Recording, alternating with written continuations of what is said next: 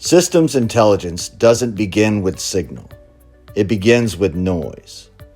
Most modern systems don't suffer from a lack of data, devices, or connectivity. The real challenge is structure.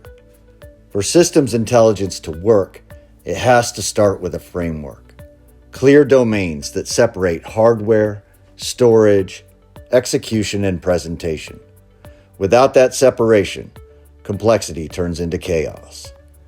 But if we step back even further, systems intelligence has to start with something more important than architecture. It has to start with why. Systems should never exist just because they always have or because technology makes them possible.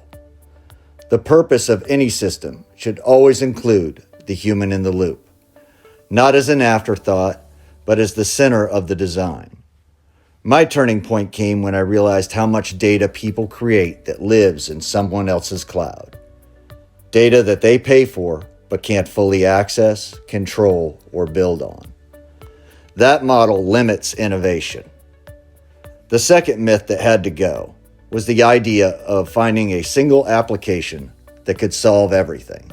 That tool doesn't exist, and when something gets close, that cost usually shows up in quality, flexibility, or ownership.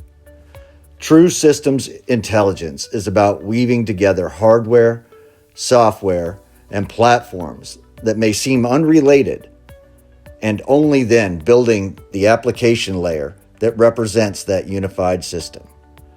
Systems intelligence does find signal in the noise, but only after you build the foundation and never forget why the system exists in the first place.